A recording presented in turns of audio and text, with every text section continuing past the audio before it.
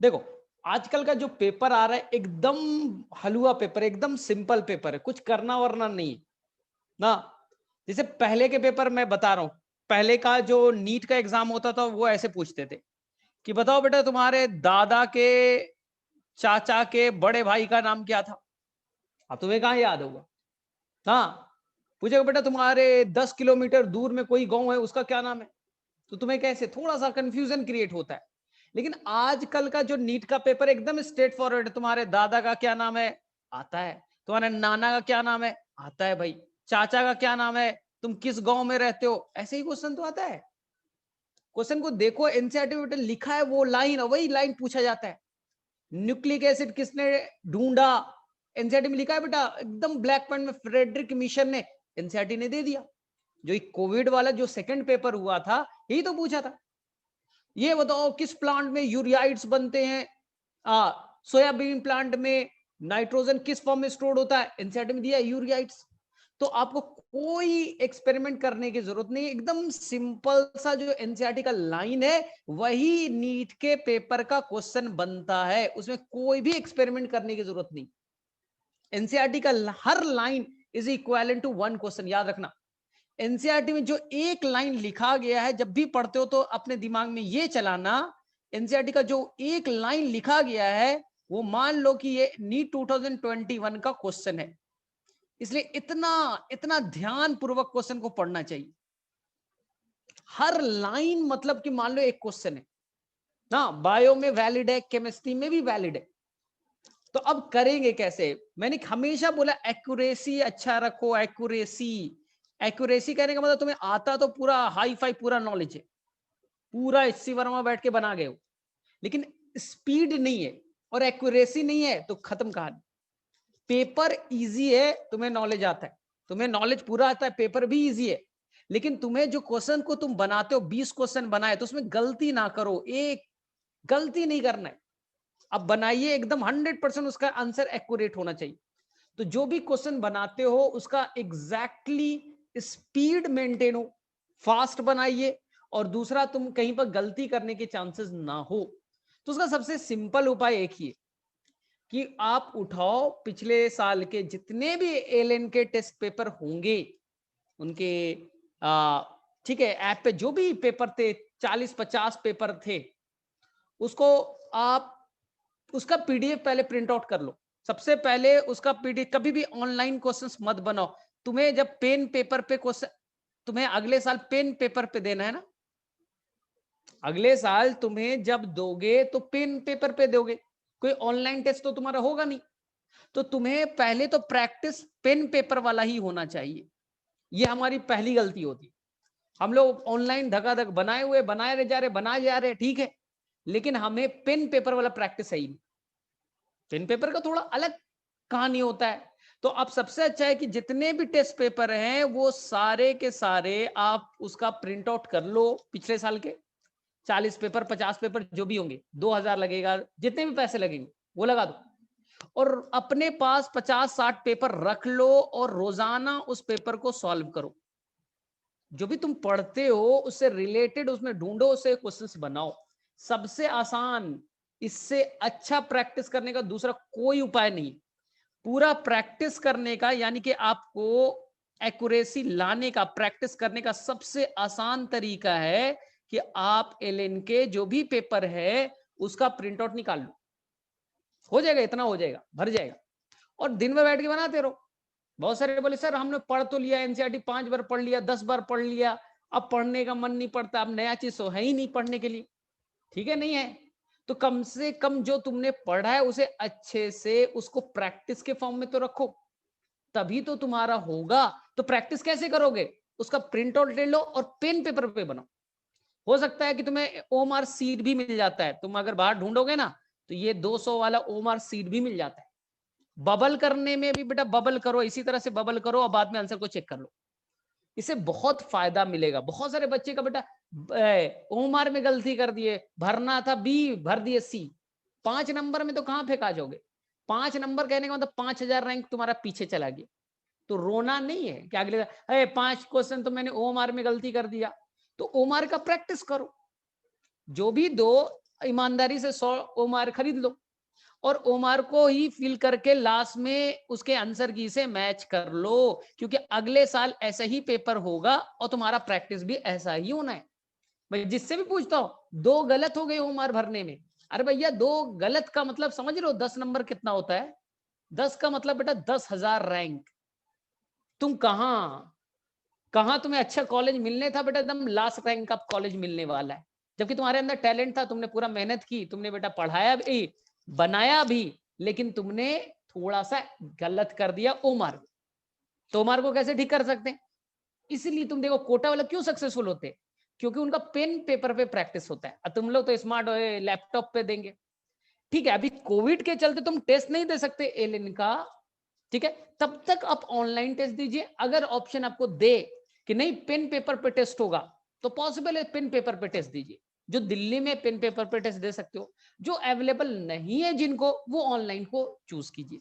फिर भी मैं बोल रहा हूं कि आप सारे पेपर निकाल लीजिए, बाकी पेपर तो आप खुद से घर पे ओमार में फील करके बनाइए, तब मैच कीजिए, तब आपका एक्यूरेसी पता चलेगा। चलो ठीक है, तो ये मैंने थोड़ा सा बता दिया तुम लोगों को, क्योंकि यहाँ पर मैंने देखा बहुत सारे बच्चे ने गलती की। तो एक क्वेश्चन भी गलत किया ना तो तुम्हारा क्या होगा। अब रितिका का जैसे 2 क्वेश्चन मैंने ओमार में गलती कर दी, तो उससे क्या फर्क पड़ता है? किसी को बोलते रहो, रोते रहो, कोई फर्क पड़ेगा क्या? रैंक तुम्हारा 10,000 नीचे चला गया, अब कुछ रोते रहो, कोई फर्क नहीं पड़ता। ठीक है, हसनैन बोलेगा मेरा तो 7-8 गलती हो गए, रोते रहो, क्या फर्क पड़ता है? कोई सुनेगा थोड़ी ना उसका। तो ये तुम्हारी गलती थी, तो उसका पेन और पेपर पे प्रैक्टिस करो। चलो ठीक है, अब हम लोग आ जाए अपने टॉपिक पे। तो टॉपिक में मैंने तुम्हें रेस्पिरेशन में एकदम सिंपल कहानी बता दी। मैंने सिंपल सी ये कहानी बता दी कि अगर आप रेस्पिरेशन में मेनली तोड़ते हो ग्लूकोज को, मेनली किसको तोड़ते हो? ग्लूकोज को, जिसके अंदर में 6 कार्बन है।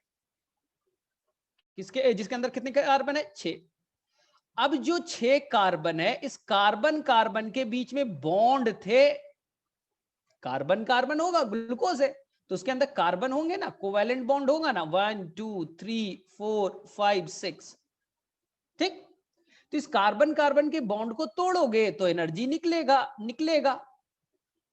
जबकि एनाएरोबिक रेस्पिरेशन में ये कार्बन बॉन्ड पूरी तरह से नहीं टूट पाता, ये पूरी तरह से बेटा नहीं टूट पाता। इसलिए तुम एनाएरोबिक रेस्पिरेशन में तुम देखोगे, तुम मॉड्यूल में पढ़ोगे, वहां लिखा है एनाएरोबिक रेस्पिरेशन में, फर्मेंटेशन में, वहां कंप्लीट बॉन्ड नहीं टूटा, लेस देन 7% एनर्जी रिलीज होता है। ग्लूकोज के अंदर जितना एनर्जी स्टोर्ड है, जितना निकलना चाहिए था, लेकिन एनाएरोबिक में कंप्लीटली कार्बन कार्बन बॉन्ड टूट नहीं पाया, तो कंप्लीट एनर्जी नहीं निकलेगा। लेस देन 7%, ये बेटा डेटा याद रखना, लेस देन 7%।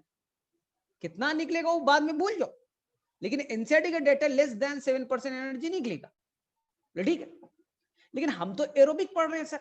बोले एकदम, एरोबिक में क्या होगा? ग्लूकोज बेटा कंप्लीटली टूटेगा तो सबसे पहले वो जाएगा प्रोसेस ए में, ग्लाइकोलिसिस में, और ग्लूकोज बन जाएगा 2 मॉलिक्यूल ऑफ पायरुविक एसिड। कहीं कहीं पे बुक में बेटा पायरुवेट मिलेगा, टेंशन मत लीजिएगा, पायरुवेट ही रियल में होता है, एसिड आयन के फॉर्म में ही होता है, पायरुवेट ही मिलेगा। अब ये अगर सेल के अंदर ऑक्सीजन अवेलेबल है सफिशिएंट अमाउंट में, this pyruvic acid or pyruvate enter the mitochondria and they will go to the B process. This is called the link reaction. This is called the link reaction, जो पिछले class में हमने detail से पढ़ रखा है। Link reaction, link reaction में 2 pyruvic acid convert हो जाएगा 2 मॉलिक्यूल ऑफ एसिटाइल कोएंजाइम में, एसिटाइल कोएंजाइम में। बोले हाँ, यहां तक तो हमें आता है सर। चलो आता है, मैं एक्स्ट्रा नहीं बता रहा। आज का प्रोसेस है कि तुम्हारे पास हैंड में अब 2 एसिटाइल कोएंजाइम है, ये एसिटाइल कोएंजाइम ए अब जाएगा पार्ट सी में, जिसका नाम है क्रेब्स साइकिल। तो 2 एसिटाइल कोएंजाइम है, 2 बार क्रेब्स साइकिल चलेगा, 2 बार क्रेब्स साइकिल चलेगा। लेकिन कंफ्यूजन क्रिएट ना हो, हम एक ही बार क्रेब्स साइकिल पढ़ेंगे। हम एक बार क्रेब्स साइकिल को पढ़ेंगे और उसके बाद में उसके प्रोसेस को डबल कर देंगे, तो 2 क्रेब्स साइकिल की कहानी हो जाएगी। तो हमें सीखना है कि एक एसिटाइल कोएंजाइम से एक क्रेब्स साइकिल कैसे चलता है, ये आज का टॉपिक है। ठीक है, आप बोलोगे सर एनसीईआरटी पढ़ते हैं ना, तो क्रेब्स साइकिल बच्चों वाला सर 3 स्टेप में दे रखा है, 1 2 3 और 4। लेकिन मैं बोलूंगा बेटा कि इस चीज को थोड़ा सा डिटेल पढ़ लो, क्योंकि कहीं के पैकेज में आप देखोगे, कहीं के बेटा या कहीं के लेक्चर में आप देखोगे तो क्रेब्स साइकिल जो डिटेल्ड वाला है 10 स्टेप वाला वही दे रखा है। ठीक है, मैं अगर बता दूं और शायद थोड़ा एक्स्ट्रा आ जाए तो कंफ्यूजन क्रिएट हो सकता है, इसलिए अपने तरफ से तैयारी भरपूर रखो। या एक्स्ट्रा आ गया तो क्या करेंगे, तब भी बनाएंगे, नहीं आया तब भी बनाएंगे। तो हम लोग थोड़ा डिटेल वाला ही क्रेब्स साइकिल पढ़ेंगे जो सभी के मॉड्यूल में गिवन है ना। क्रेब्स साइकिल कहां चलेगा, कैसे चलेगा, ध्यानपूर्वक सीखिए। सबसे पहले आपको मैंने बोला है कि क्रेब्स साइकिल कहां चलेगा, इसका आंसर सभी बच्चों को मालूम है कि ये माइटोकॉन्ड्रिया के अंदर चलेगा। माइटोकॉन्ड्रिया के फ्लूइड पार्ट बेटा मैट्रिक्स में चलेगा, मैट्रिक्स के अंदर में चलेगा। अगर ये क्वेश्चन आ गया मैट्रिक्स ऑफ माइटोकॉन्ड्रिया, लेकिन अगर क्वेश्चन अगर पूछ दिया बैक्टीरिया में कहां चलेगा, तो बैक्टीरिया के अंदर में कोई माइटोकॉन्ड्रिया तो होता नहीं है, बैक्टीरिया के अंदर कोई माइटोकॉन्ड्रिया तो होता नहीं है, तो उनके साइटोप्लाज्म ही चल जाएगा। बैक्टीरिया के अंदर कोई बच्चा माइटोकॉन्ड्रिया तो नहीं है, तो उनके साइटोप्लाज्म ही क्रेब्स साइकिल चलेगा। बोले ठीक। सर क्रेब्स साइकिल क्यों नाम दिया, क्योंकि साइंटिस्ट का नाम था हैंस क्रेब, साइंटिस्ट के नाम पे इसे क्रेब साइकिल नाम रखा गया, साइंटिस्ट के नाम पे इसे क्रेब साइकिल नाम रखा गया। ठीक है, हैंस क्रेब नाम के साइंटिस्ट ने इसे ढूंढा था and they got the Nobel prize. देखो ध्यान से, क्रेब साइकिल में होता क्या है कि जो आपका एसिटाइल कोएंजाइम है, एसिटाइल कोएंजाइम है, वो 2 कार्बन का है। बोले हाँ ये तो हमें आता है।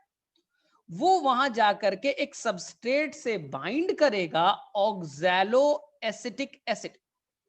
ऑक्सैलो एसिटिक एसिड 4 कार्बन का है, एसिटाइल कोएंजाइम में 2 कार्बन के, ऑक्सैलो एसिटिक एसिड 4 कार्बन मिलने से ये 6 कार्बन का बनेगा सिट्रिक एसिड, या साइट्रेट कहते हैं आयन के फॉर्म में, citric acid.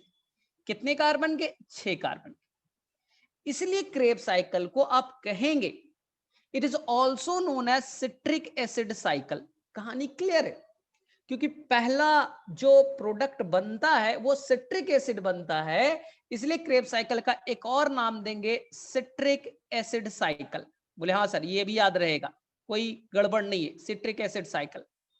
Next, citric acid को थोड़ा डिटेल में अगर तुम गूगल पे सर्च कर लोगे, वही सिट्रिक एसिड जो नींबू में पाया जाता है, जो नींबू में पाया जाता है, जैसे नींबू खट्टा लगता है ना। तो सिट्रिक एसिड का स्ट्रक्चर अगर तुम देखोगे तो सिट्रिक एसिड खुद तो 6 कार्बन का है, लेकिन इसमें 3 कार्बोक्साइल ग्रुप होते हैं।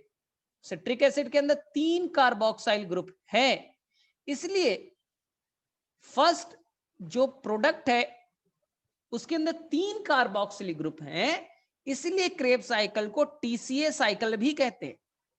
बोले मतलब बेटा ट्राई कार्बोक्सिलिक एसिड साइकिल, क्योंकि फर्स्ट स्टेबल प्रोडक्ट में 3 कार्बोक्साइल ग्रुप है, इसलिए इसका नाम पड़ा ट्राई कार्बोक्सिलिक एसिड साइकिल। या इसी को हम लोग कभी कभी इसे लिख देते हैं C3C cycle, not the C3 बेटा, 3C cycle, 3C, not confuse with the C3 हम फोटोसिंथेसिस में पढ़ाएंगे, जहां पास आता है कैल्विन साइकिल।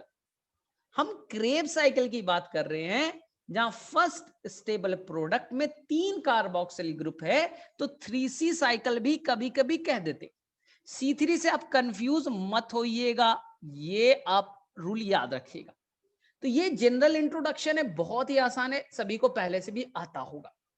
क्या क्या अल्टरनेट नाम हो गया, क्रेब साइकिल क्योंकि साइंटिस्ट का नाम है, पहला stable product citric acid cycle, पहले प्रोडक्ट में 3 कार्बोक्सिलिक ग्रुप तो TCA cycle, try carboxylic acid cycle, या 3C साइकिल। अब देखिए मोटा मोटी समझ लीजिए, क्रेब साइकिल जो है वो ग्लाइकोलिसिस के भांति, जैसे ग्लाइकोलिसिस हमारा 10 स्टेप का था, तो क्रेब साइकिल भी 10 स्टेप का होगा। क्रेब साइकिल भी मैंने बोला ना, हम तो डिटेल से पढ़ेंगे भाई, एनसीईआरटी 4 स्टेप में दे रखा है, लेकिन आपको पढ़ना पड़ेगा तब समझ में आएगा, नहीं तो चीजें क्लियर नहीं हो पाएगी। कितने कार्बन का है? कितने स्टेप का है बेटा? 10। 1 2 3 4 5 6 7 8 9 एंड 10, 10 स्टेप। बोले सर ओवरऑल मोटा मोटी क्या काम होगा बता दो, क्योंकि पहले से हम मेंटली प्रिपेयर हो जाए। चलो मेंटली प्रिपेयर हो जाओ।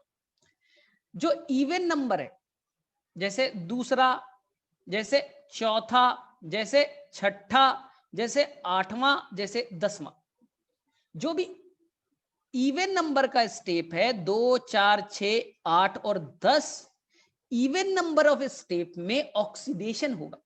ऑक्सीडेशन मतलब हाइड्रोजन का रिमूवल होगा ना, नैड नाम का सब्सटेंस आएगा, हाइड्रोजन पिक करके जाएगा। तो मैंने क्या बोला, कितने इवन स्टेप है? 5। सेकंड को काटा कीजिए, कट कर दीजिए, यानी कि चौथा, छठा, आठवां और 10वें स्टेप पे होगा ऑक्सीडेशन। ऑक्सीडेशन, इस चैप्टर में ऑक्सीडेशन का मतलब है हाइड्रोजन का निकलना। तो हाइड्रोजन कौन पकड़ के ले जाएगा? तो दो भाई है, एक भाई का नाम है नैड प्लस, जो हाइड्रोजन को लेकर के जाएगा और कन्वर्ट हो जाएगा NADH और H प्लस में, और छोटे भाई का नाम है FAD, जो हाइड्रोजन लेने के बाद कन्वर्ट हो जाएगा FADH2 में। याद रहेगा, 3 बार बड़े भाई करेगा, 3 बार, 4 बार ऑक्सीडेशन हो गया, चौथा, छठा, आठवां, 10वां, जिसमें से 3 बार बड़ा भाई करेगा। चौथा स्टेप बड़ा भाई नैड से होगा, ठीक है। फिर हम लोग देखेंगे छठा भी बड़ा भाई करेगा, नैड से होगा, ठीक है। 10वां भी बड़ा भाई करेगा, नैड से होगा, यानी NAD प्लस, और एक बार छोटा भाई करेगा 8वें स्टेप पे, जो करेगा बेटा फैड के हेल्प से। तो क्वेश्चन आएगा कितने बार ऑक्सीडेशन हुआ? तो बोलेंगे देखो इवन 5 है, 2 4 6 8 10, 4 बार जो इवन नंबर है वहां ऑक्सीडेशन होगा, 3 बड़ा भाई, 1 छोटा भाई, यानी ऑक्सीडेशन 4 बार। याद रखिएगा, आगे में काम आएगा। बोले ठीक है सर। अब देखिए सर, पानी वानी वाला कॉन्सेप्ट उतना इंपॉर्टेंट नहीं है, फिर भी तुम्हें बता देता हूं, उतना इंपॉर्टेंट नहीं है कि पानी कितना ऐड हुआ। इवन नंबर हो गया, ऑड नंबर कौन कौन है? ऑड कौन कौन है? तो बोलेंगे सर 1 3 5 7 9, ये ऑड नंबर स्टेप है। इसमें से आप क्या कीजिए, 5वें को गोली मारिए। अब जो भी बच्चा आपको ऑड नंबर दिखता है, यहां पर पानी ऐड होगा, पहले पे, तीसरे पे, 7वें पे और 9वें पे, 4 जगह पानी को हम लोग ऐड करेंगे। एनसीईआरटी में नहीं है तो थोड़ा इसे स्किप कर सकते हो। याद हो गया, बहुत अच्छी बात। नहीं याद हुआ, टेंशन नहीं लेना है, ठीक है। नेक्स्ट, पानी कितने बार ऐड हुआ? 4 बार, ठीक है। कौन? 1 3 7 एंड 9, यानी ऑड नंबर में। इवन नंबर में ऑक्सीडेशन होगा। बोले ठीक सर, यहां तो 2 कार्बन वाला प्रोडक्ट इंटर किया था एसिटाइल कोएंजाइम में। हाँ, वो सक्सेसिव बेटा, सक्सेसिव मतलब लगातार, 5वें और 6ठे नंबर पे एक एक कार्बन CO2 के फॉर्म में रिलीज हो जाएगा, टेंशन मत लीजिएगा।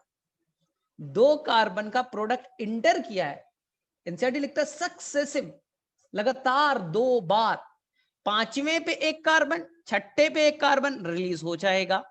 एसिटाइल कोएंजाइम के दोनों कार्बन CO2 के फॉर्म में रिलीज हो जाएंगे। तो ओवरऑल बेटा याद हो गया क्या क्या मेन स्टेप होना है। फिर भी बहुत सारे बच्चे को बोलते हैं कि सर 10 स्टेप याद नहीं होता, सर 10 स्टेप याद नहीं है, उसका भी एक उपाय मेरे पास है, उसका भी कोडवर्ड मेरे पास है। बोले सर क्या 10 स्टेप? ऐसे याद कर लो, मैंने सभी को बताया भी है। लिख लो बेटा क्रिकेट, सी फॉर क्रिकेट। बोले ठीक, पहला बेटा क्रिकेट याद रखना है, आजकल आईपीएल चल रहा है तो याद भी हो जाएगा। Cricket council, C for cricket, C for council, cricket council of India, cricket council of India is, ठीक है, cricket council of India is okay, ठीक है, अगर तुम देखोगे, ठीक है, इज ओके, ओ फोर आएगा भी बताऊंगा, cricket council of India is okay, O मतलब ओके, ओके में कौन आ रहा है? ओके में आ रहा है बेटा K for Kohli, with Kohli, Sachin, S for Sachin, S for Sehwag, and F for fantastic, F for fantastic, M for Mahendra Singh, M for Mahendra Singh, और धोनी की जगह डी नहीं डालिएगा, धोनी नहीं डालिएगा, ओनी डाल दीजिएगा, ओनी, महेंद्र सिंह ओनी। तो ये आपका कोडवर्ड तैयार है। आई थिंक 10 स्टेप आपको दिख रहे, वापस से रिपीट कर देता हूं। Cricket council of India is okay with Kohli, Sachin, Sehwag and fantastic Mahendra Singh ओनी। तो ये 10 स्टेप आपको याद हो जाएगा, ठीक है। मैं बताऊंगा, थोड़ा शायद जो पहली बार सुन रहे होंगे उनके लिए थोड़ा डिफिकल्ट लग सकता है। मैं बताऊंगा बच्चा कि पहले बनेगा साइट्रिक एसिड, इसलिए तो सिट्रिक एसिड साइकिल नाम पड़ा। फिर बनेगा बच्चा सिस aconitic acid, cis aconitic acid, जो आज मैंने आपको मटेरियल भेजा है उसमें दिख जाएगा। क्रिकेट काउंसिल यानी citric acid, cis aconitic acid, I for isocitric acid, isocitric acid, ये सिट्रिक था, इसका आइसोमर है आइसोसिट्रिक ना। उसके बाद में क्या होगा, ओ फॉर ऑक्सैलोसक्सिनिक, ये बेटा ओ जो है ना महेंद्र सिंह ओनी वाला, ये ऑक्सैलो, ठीक है, ये बेटा ऑक्सैलो एसिटिक एसिड है, और यहां का ओ जो है ऑक्सैलोसक्सिनिक एसिड होगा।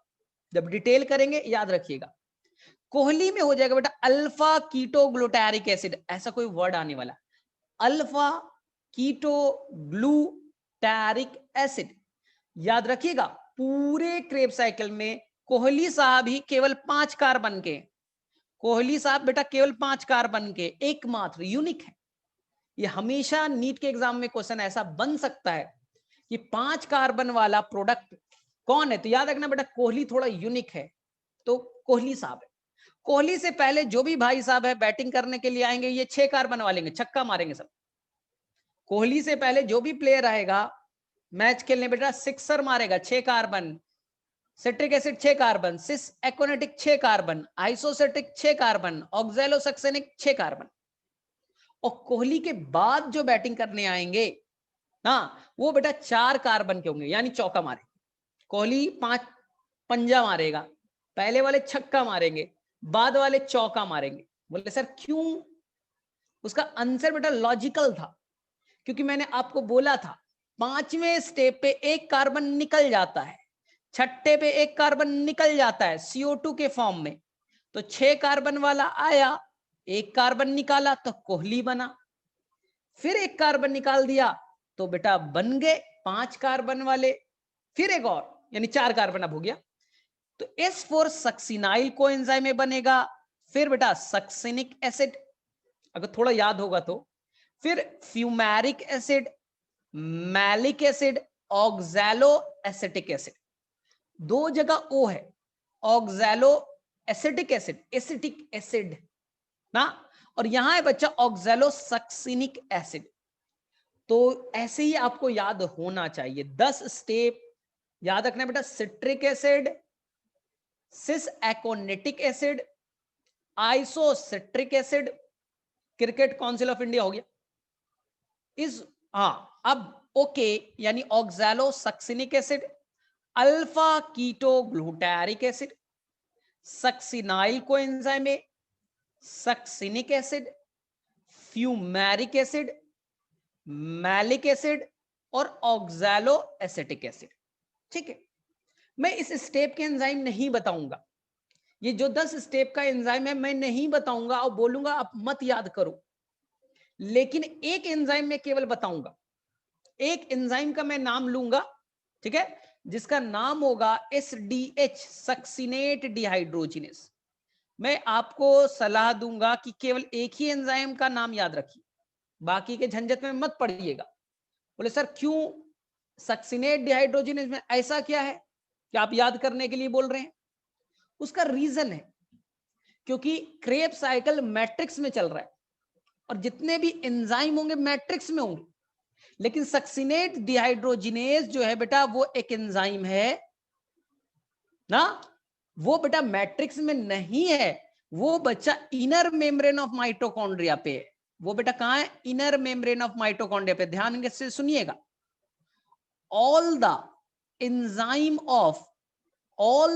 enzyme of Krebs cycle present in the matrix, क्योंकि मैट्रिक्स में ही तो हो रहा है, एक्सेप्ट सक्सिनेट डिहाइड्रोजिनेस जो सक्सिनिक एसिड को फ्यूमेरिक में कन्वर्ट करेगा। यहां बेटा सक्सिनिक से फ्यूमेरिक में कन्वर्ट करेगा, वो इनर मेम्ब्रेन पे पाया जाएगा। बड़ा इंपॉर्टेंट, इससे ज्यादा इंपॉर्टेंट मैं बता रहा हूं, ये जो सक्सिनेट डिहाइड्रोजिनेस है वो बच्चा इलेक्ट्रॉन ट्रांसपोर्ट सिस्टम अभी आने वाला है। नेक्स्ट पार्ट ईटीएस है और आपके एनसीईआरटी ने ईटीएस को 5 पार्ट्स में डिवाइड किया है, 5 कॉम्प्लेक्स में डिवाइड किया है, जिसमें से एसडीएच सक्सिनेट डिहाइड्रोजिनेस कॉम्प्लेक्स 2 का रोल प्ले करेगा। कॉम्प्लेक्स 2 बेटा कुछ नहीं है, वो क्रेब साइकिल का जो एंजाइम है सक्सिनेट डिहाइड्रोजिनेस, वो बेटा कॉम्प्लेक्स 2 का भी रोल प्ले करेगा, क्रेब साइकिल का एंजाइम का भी रोल प्ले करेगा, इसलिए इसे डुअल कहते हैं। क्रेब साइकिल का भी पार्ट है, ईटीएस का भी पार्ट है। तो समझो बेटा कितना इंपॉर्टेंट है। और थोड़ा लॉजिकल सोचना, अगर ये सक्सिनेट डिहाइड्रोजिनेस कॉम्प्लेक्स 2 का पार्ट है, कॉम्प्लेक्स 2 कहने का मतलब ईटीएस, और ईटीएस मेम्ब्रेन पे होता है। थोड़ा लॉजिकल सोचो, मैंने हमेशा बोला है ईटीएस कहां चलता है? बोले sir inner membrane of mitochondria. और अगर सक्सिनेट डिहाइड्रोजिनेस कॉम्प्लेक्स 2 है, जो किसका पार्ट है? ईटीएस का, और ईटीएस कहां होगा? Inner membrane of mitochondria. या तो फॉरवर्ड सोचिए या तो बेटा रिवर्स सोचिए, कहानी आपको याद रखना ही है। चलिए ये याद रहेगा? बोले हाँ सर याद तो रहेगा, अब कोई कंफ्यूजन नहीं है। बस इस पूरे क्रेब साइकिल में एक बार एसएलपी से एटीपी बनेगा, डायरेक्टली सबस्ट्रेट एटीपी बनाएगा, जो इस बार नीट 2020 का क्वेश्चन था। एक बार एसएलपी से एटीपी बनेगा, बस यही क्वेश्चन पूछ दिया था। लेकिन मैं आपको बताऊंगा, जब बेटा सचिन और सहवाग के बीच में, जब बच्चा सचिन और सहवाग के बीच में, सचिन एंड द सहवाग के बीच में बच्चा, देखो इंडिया में बहुत फेमस प्लेयर है ना, तो सचिन और सहवाग, इन दोनों के बीच में जब बेटा बैटिंग करेंगे तो ये बेटा एटीपी डायरेक्टली बनाएंगे। इतना बड़ा प्लेयर है ना, इंडिया के बेटा टॉप मोस्ट प्लेयर में नाम है इनका। तो सचिन और सहवाग सक्सिनाइल कोएंजाइम ए से सक्सिनिक एसिड जब बनेगा तो बेटा डायरेक्टली रन बनेगा, डायरेक्टली एटीपी बनेगा। ये कोहली वोहली की तरह नहीं चौका छक्का मारेगा ना, एसएलपी से एटीपी बनाने भरोसा करते। हाँ तो याद रखिएगा, मेरे में से सभी बच्चे को यहां तक की कहानी क्लियर है। चलो ठीक है, किसी किसी समझ में आ गया थोड़ा बता दो मुझे।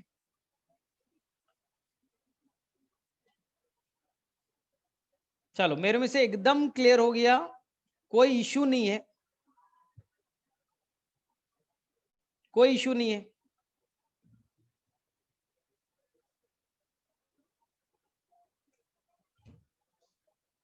ठीक है, चलो अब मैं देख लेता हूं कि मैंने सारा चीज तो बता दिया, अब तुम्हें कितना याद है। चलो ये बताओ फटाफट, ये बताइए कि क्रेब साइकिल, ठीक है, क्रेब साइकिल कहां होगा? चलिए 10 क्वेश्चन मैं पूछता हूं, जितना मैंने बताया है मैं पूछ लेता हूं। चलिए पहला क्वेश्चन बहुत स्वीट सा है, क्रेब्स साइकिल कहाँ होगा? तो आपको बेटा ज्यादा दिमाग नहीं लगाना है, वो कहाँ बोला है तो बेटा अपने बारे में सोचिएगा, प्लांट के बारे में सोचिएगा, तो आंसर बेटा माइटोकॉन्ड्रिया के रिस्पेक्ट में कीजिएगा। नीट वाले हाई फाई क्वेश्चन अगर बनाया तब बेटा सोचना वो बैक्टीरिया भी तो पूछा जा सकता था, तो बैक्टीरिया के अंदर साइटोप्लाज्म में, और बेटा चैप्टर का नाम है रेस्पिरेशन इन प्लांट, तो प्लांट के अंदर माइटोकॉन्ड्रिया होता है, वही होगा। बोले पहला क्वेश्चन। चलो सेकंड बताओ, क्रेब्स साइकिल कितने स्टेप का है? क्रेब्स साइकिल कितने स्टेप का है? आंसर बेटा 10। बताइए इस 10 स्टेप में कहां कहां ऑक्सीडेशन होगा?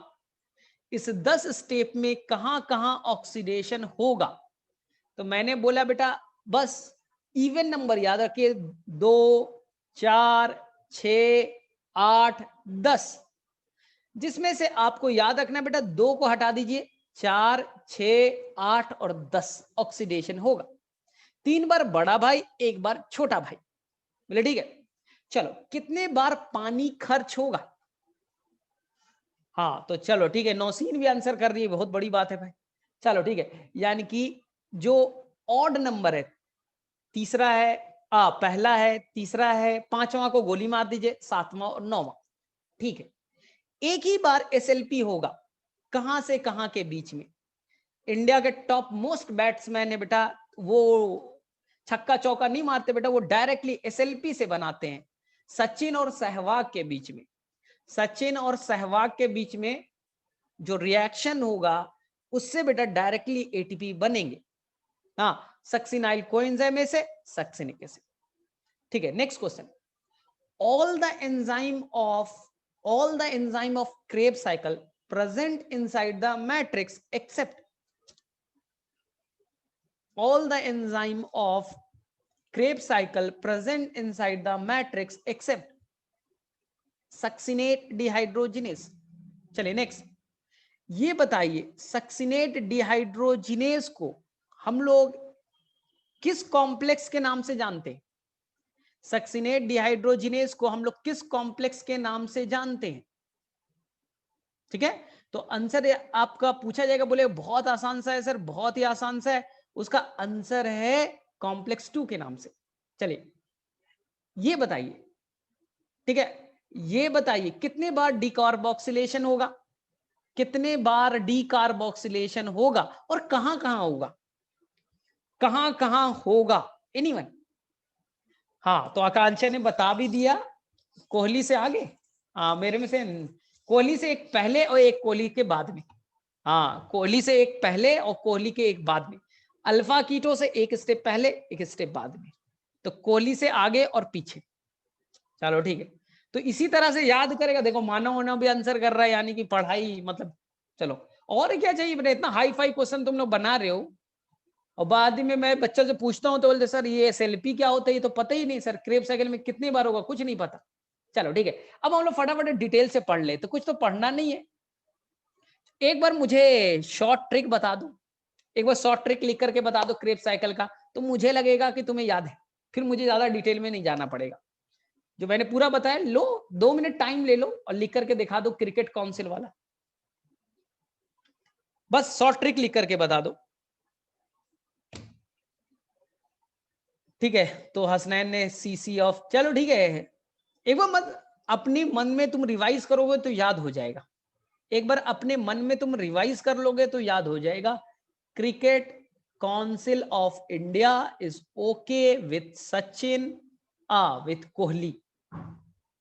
ठीक है, सचिन, सहवाग एंड फैंटास्टिक महेंद्र सिंह ओनी। चलो ठीक है, अब फटाफट हम लोग आगे पढ़ ले। चलो अब तो कुछ बचा ही नहीं है, अब तुम लोग बोलेगे सर सब कुछ तो बता दिया, अब क्या पढ़ा रहे हो, आधा घंटा फिर से चाट रहे हो। चलो फिर भी मेरा तो काम है ना, चलो ठीक है। सबसे पहले यहां पर आएगा एसिटाइल कोएंजाइम ए, जो कि 2 कार्बन का है। सबसे पहले यहां आएगा एसिटाइल कोएंजाइम ए, जो कि 2 कार्बन का है। They have the 2 carbon compound. ठीक, उससे बाइंड करेगा oxalo acetic acid, oxalo acetic acid जो कि 4 कार्बन का है। आप इन दोनों को आपस में जोड़ दीजिए, आपस में इनको जोड़ दीजिए। एंजाइम के टेंशन में मत पड़िएगा, एंजाइम के टेंशन में मत पड़िए, नहीं तो आपका गड़बड़ हो सकता है। थोड़ा डिटेल पढ़ना है ना, तो जो मैंने मटेरियल दिया है एंजाइम को वहां से याद कर लीजिएगा, ठीक है। 4 और 2 मिलकर के बेटा मुझे बचपन में सिखाया गया तो 6 होते हैं, तो यही बन गया बेटा 6 कार्बन का सिट्रिक एसिड। क्रिकेट स्टार्ट हो गया। सिट्रिक एसिड, सिट्रिक एसिड कितने कार्बन का? 6 कार्बन का, इसलिए इसका एक और नाम citric acid cycle, citric acid cycle. बोले ठीक, याद हो गया। इसमें 3 कार्बोक्साइल ग्रुप है, इसलिए ऑल्सो नोन है TCA साइकिल, TCA साइकिल। पानी वानी छोड़ देता हूं, क्योंकि मैं पानी वानी तो तुम लोगों को पता है 1379 पे जोड़ देंगे, ठीक है। सिट्रिक एसिड को मन नहीं लग रहा है, इसने पानी को एब्जॉर्ब किया। देखो ना अभी ड्रामा कितना बड़ा चलेगा। पानी एब्जॉर्ब किया पहले पे, अब बोले पानी वानी निकालेंगे, निकाल लो बेटा पानी, ठीक है। पानी आया था, पानी चला गया, देखो ना, तो पानी चला गया तो उसका नाम अब हो जाएगा क्या? सिस एकोनिटिक एसिड, या एकोनिटेट कह सकते हैं, सिस एकोनिटिक एसिड, ठीक। 6 एकोनिटिक।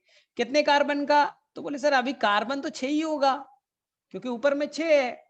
हाँ बेटा, यहां पर कोई दिक्कत नहीं, कार्बन में कोई दिक्कत नहीं, सब 6 ही कार्बन का चल रहा है। दूसरा स्टेप में पानी को निकाला, तीसरा स्टेप पानी को डाला, तो देखो बेटा कितना बेकार हो रहा है। पानी डालो, पानी निकालो, पानी डालो, इसलिए एनसीईआरटी बोला है मत करो, डायरेक्टली पढ़ लो स्टेप, इसलिए एनसीईआरटी डायरेक्टली यहां से स्टार्ट करेगा। क्या हो गया बच्चा? यहां पास जो चौथा तीसरा स्टेप कंप्लीट, और ये बन गया क्या? Isocitric acid. सिट्रिक एसिड का आइसोमर आइसोसिट्रिक एसिड, बुक में मिलेगा आइसोसाइट्रेट, कोई टेंशन नहीं है, सेम चीज है, 6 कार्बन का। बोले ठीक। अब बताओ बच्चा लोग, क्रिकेट काउंसिल ऑफ इंडिया मेरे में से इज ओके, अब क्या बनेगा? Cricket council of India is okay. O4 oxalosuccinic acid, oxalosuccinic acid, ये हो गया आपका ऑक्सैलो। मेरे में से थोड़ा सा जगह मिल जाएगा, हमें टेंशन नहीं लेना, आराम से करना है। चलो ठीक है, तो यहां पास बन गया आपका oxalo succinic acid, oxalosuccinic acid. चलो ठीक है, ऑक्सैलोसक्सिनिक एसिड कौन से स्टेप पे बना है? चौथे स्टेप पे बना है। तो चौथे स्टेप पे बना होगा तो क्या हुआ होगा, बोलिए थोड़ा। चौथे पे, छठे पे, आठवें पे और 10वें पे ऑक्सीडेशन होता है। चौथे पे होगा बड़े भाई से, तो यहां बनेगा एक बड़ा भाई NADH, ठीक है। हमारे पास स्पेस नहीं है तो बेटा थोड़ा समझ लीजिएगा थोड़ा। चलिए 5वां स्टेप पे चलते। अब क्या बना दे? कोहली, ऑक्सैलोसक्सिनिक एसिड। 5वां जो स्टेप होगा ये बनेगा अल्फा कीटो ग्लूटारिक एसिड। याद रखिएगा ये पूरे क्रेब साइकिल में इंपॉर्टेंट है। बोले सर क्यों? क्योंकि कोहली भाई साहब छक्का नहीं मारते, चौका भी नहीं मारते। क्यों? क्योंकि ऑक्सैलोसक्सिनिक ने एक CO2 को निकाल दिया, डिकार्बोक्सिलेशन किया, तो ये एकमात्र है जो 5 कार्बन का होगा। बोले याद रहेगा, चलो ठीक है, कोहली वाला याद है। कोहली भाई साहब फिर से, कोहली के एक पीछे एक आगे, दोनों जो स्टेप है वहां से CO2 निकलता है, लेकिन बड़ा इंपॉर्टेंट है। मैं अगर बोलूं सबसे इंपॉर्टेंट बेटा छठा स्टेप, यहां पर CO2 तो निकलता ही निकलता है, साथ साथ छठा स्टेप पे ऑक्सीडेशन भी होता है। यानी एक साथ 2 प्रोसेस हुआ, इसलिए इसका नाम पड़ा ऑक्सीडेटिव डीकार्बोक्सिलेशन। देखिए ना, ऑक्सीडेशन भी हो गया, हाइड्रोजन निकला ऑक्सीडेशन, CO2 निकला डीकार्बोक्सिलेशन। सर ऐसा मिलता जुलता हमने कहीं पढ़ा है? एकदम पढ़ा है, लिंक रिएक्शन में। लिंक रिएक्शन में बेटा सेम चीज हुआ था, इसलिए पुराने जमाने में थोड़ा हाई फाई क्वेश्चन आते थे। और बेटा बोलता था क्रेब साइकिल में कौन ऐसा स्टेप है जो बेटा हूबहू काम करता है लिंक रिएक्शन के? बोले ओ, यानी कि ऑक्सीडेटिव डिकार्बोक्सिलेशन की बात कर रहे हो, तो वो छठा स्टेप है। बोले ठीक है, तो छठा स्टेप भी क्लियर है सभी को। चलो, तो कोहली से क्या बनता है भाई? भूल गया मैं, तो बनता है सचिन, सक्सिनाइल कोएंजाइम ए, सक्सिनाइल कोएंजाइम ए, ठीक है, कितने कार्बन का? अब बेटा सब लोग चौका मारेगा, छक्का नहीं चौका मारेगा, ठीक है। Succinyl coenzyme, succinyl coenzyme, Sachin को चाहिए बेटा सहवाग, सचिन का पार्टनर कौन है? सहवाग। तो सक्सिनाइल कोएंजाइम से बनेगा सक्सिनिक एसिड, सक्सिनिक एसिड।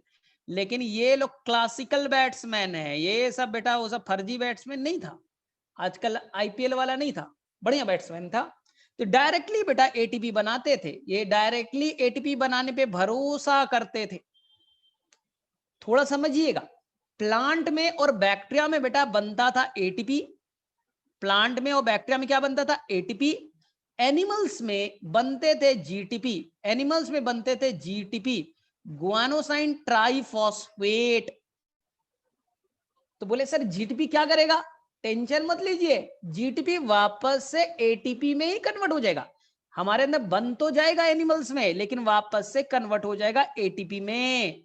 तो ज्यादा झंझट में मत पड़िएगा, सर हमारे अंदर तो जीटीपी बना, बेटा एटीपी में कन्वर्ट हो चुका है, टेंशन मत लीजिए, ठीक है। अब सक्सिनिक एसिड से, सक्सिनिक एसिड से बेटा बनेगा क्या? फ्यूमैरिक एसिड। आपके एग्जाम के व्यू से महा इंपॉर्टेंट, फ्यूमैरिक एसिड। बोले सर क्यों? इसका रीजन दे रहा हूं, दो रीजन है। फ्यूमैरिक एसिड, एक मिनट, बन गया फ्यूमैरिक एसिड।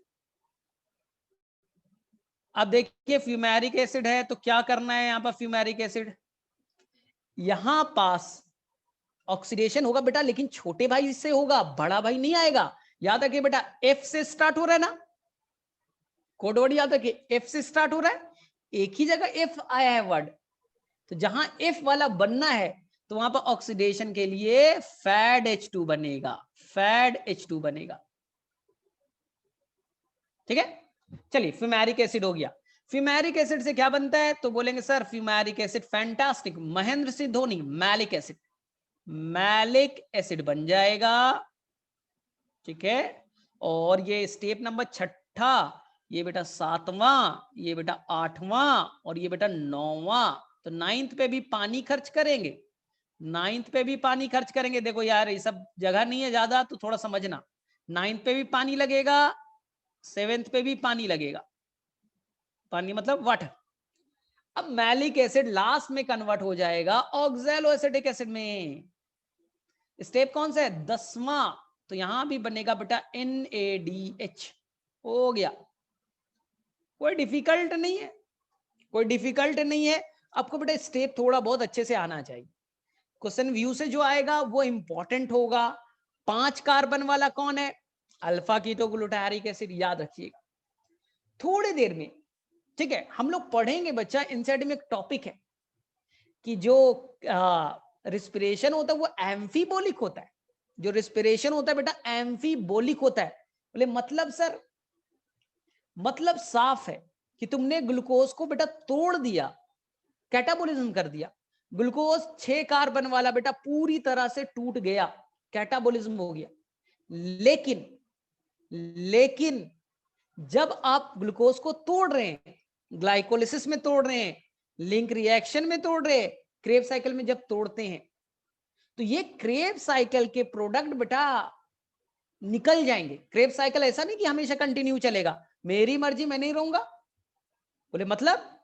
जैसे बोलेगा अल्फा कीटोग्लूटारिक एसिड निकल गया, बोलेगा मैं बनाऊंगा ग्लूटामिक एसिड, मैं एमाइनो एसिड बनाऊंगा। तो ऐसा नहीं कि आपके अकॉर्डिंग दिमाग में बैठ गया कि ओ क्रेब साइकिल अब चलेगा, क्रेब साइकिल नहीं मत चलो। क्रेब साइकिल का प्रोडक्ट कौन बना? Alpha ketoglutaric acid. ये छोड़ देगा, मैं जा रहा हूं अपना घर, मुझे नहीं करना पूरा कंप्लीट, मैं जाकर के एमाइनो एसिड बनाऊंगा। सक्सिनाइल कोएंजाइम बोलेगा मैं जा रहा हूं क्लोरोफिल बनाने, मैं जा रहा हूं बच्चा साइटोक्रोम बनाने। बोले ये क्या होता है सर साइटोक्रोम? आगे में रिस्पिरेशन में काम आएगा। तो तुम्हें अगर दिमाग में ऐसा बैठा है कि रिस्पिरेशन में बड़े सब्सटेंस टूटते हैं, तो ये गलत है। रिस्पिरेशन के दौरान में छोटे सब्सटेंस बाहर निकलते हैं और बेटा बड़े चीज का सिंथेसिस करते हैं। जैसे सक्सिनाइल कोएंजाइम में क्लोरोफिल बनाने में पार्टिसिपेट करेगा, वो बेटा साइटोक्रोम बनाएगा, एक भारी भरकम बड़ा चीज बनाने में पार्टिसिपेट करेगा। हाँ, इसलिए यहां एनाबोलिज्म भी चल रहा है। इसलिए आप कहते हैं कि कैटाबोलिज्म तो हो ही रहा है, एनाबोलिज्म भी काउंट कीजिए। टूटने वाला प्रोसेस तो चल रहा है, बनने का भी प्रोसेस हो रहा है। इसलिए हम लोग कहते हैं एम्फीबोलिक पाथवे, एम्फीबोलिज्म इसे कंसीडर करते हैं। आपके एनसीईआरटी में लिखा है, लेकिन ये सब पढ़ना छोड़ देते हैं, बोले ठीक है लिखा हुआ है, एटीपी वाला सीख गए, हो गया। नहीं, एटीपी वाला सीख गए बेटा, वो इंपॉर्टेंट नहीं है। जो छोटे छोटे पॉइंट्स एनसीईआरटी के वो पढ़ना सबको छोड़ देते हैं, ये इंपॉर्टेंट नहीं है। तो कभी भी अपने मन से मत सोचा कीजिए कि वो चीज आपके लिए इंपॉर्टेंट नहीं है। यहां देखो, ध्यान से सुनो, अब ध्यान से सुनो। क्रेब्स साइकिल में अब मुझे कुछ बताने की जरूरत नहीं पड़ी है, ठीक है। फटाफट फिर भी मैं बच्चे लोग क्रेब्स साइकिल में थोड़ा सा चीज क्लियर करके आगे बढ़ता हूं। एक बार क्रेब्स साइकिल चला, ध्यान से सुनिएगा, 1 टाइम्स की कहानी अभी सुन रहे। एक बार क्रेब्स साइकिल चला बेटा, कितने बार डीकार्बोक्सिलेशन होगा, कितने बार CO2 निकलेगा, आंसर कीजिए। कितने बार वाटर बनेगा, ये आंसर, पी बनेगा, ये आंसर करना है। एटीपी बनने के 2 तरीके। 1 मिनट,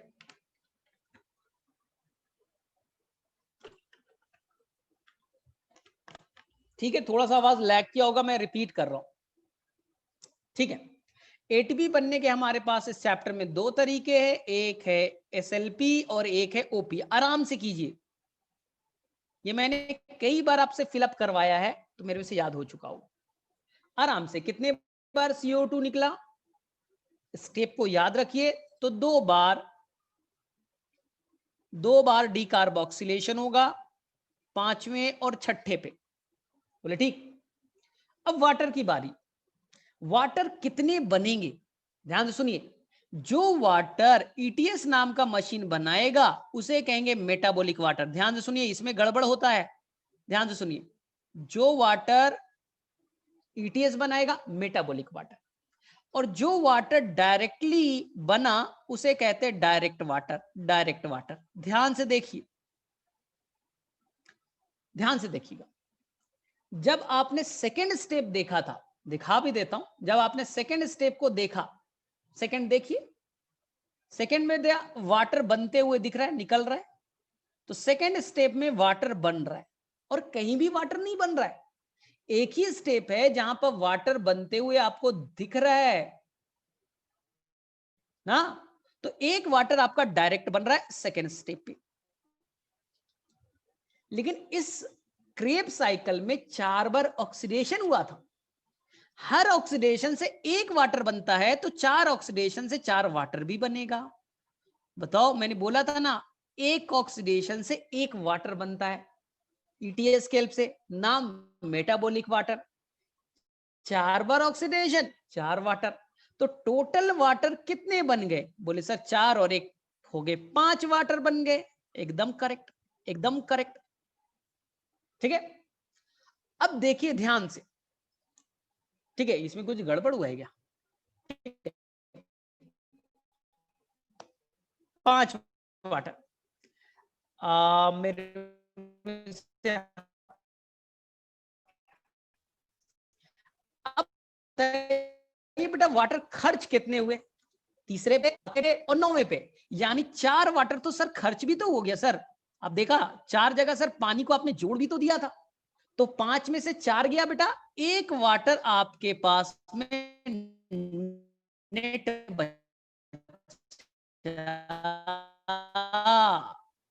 एक क्रेब्स। सर एटीपी वाला बता दो, सचिन और सहवाग की कहानी मैंने आपको बताई है बेटा, एक ही बार चलेगी, एक एटीपी बनेगा एसएलपी से। 4 बार ऑक्सीडेशन हुआ था, 3 बार बड़ा भाई नैड, बड़े भाई में ताकत ज्यादा, एक बड़ा भाई 3 रन बनाएगा, तो बड़े भाई कितने बेटा 3, तो कितने रन बनेंगे बेटा 9।